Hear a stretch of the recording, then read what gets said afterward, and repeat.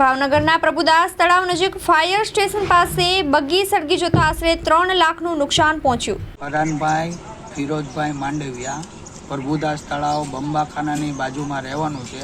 અહીંયા ઘર છે, એની અંદર 2 ઘોડા બાંધીએ છીએ અને બંબાખાનાની દિવાલે અમે બગ્ગી રાખીએ છીએ. રાતે 1 વાગે અહીંયા બગ્ગી મૂકીને અમે ઘરે સુવા ગયા તો વહેલી સવારે 6 વાગે બીજો વરઘોડો હતો એટલે અમે ગાડી જોડવા આવ્યા તો વહેલી સવારે 6 વાગે જોયું ને તો આખી ગાડી સળગી ગઈ હતી અને પૂરી ગાડી સળગી ગઈ હતી. પેટ્રોલ લાવીને સળગાવી તો કે રાત્રે અડધી રાત્રે પેટ્રોલ આજુબાજુમાંથી લાવીને સળગાવેલી હોય એવું લાગે છે. કેટલાની બગી છે? આ 3.5 લાખ રૂપિયાની બગ્ગી હતી ને હમણાં જ નવી બગ્ગી લાવ્યા હતા પહેલા મહિનામાં 20 જાન્યુઆરીએ સુરતથી લાવ્યા હતા. આ બાબતે તમે કોઈને જાણ કરી? આ બાબતે અમે પોલીસ સ્ટેશનમાં ગયા. પોલીસ સ્ટેશનમાં અમે અરજી કરી છે ને એ લોકો અહીંયા પંચનામું કરવા આવી રહ્યા છે.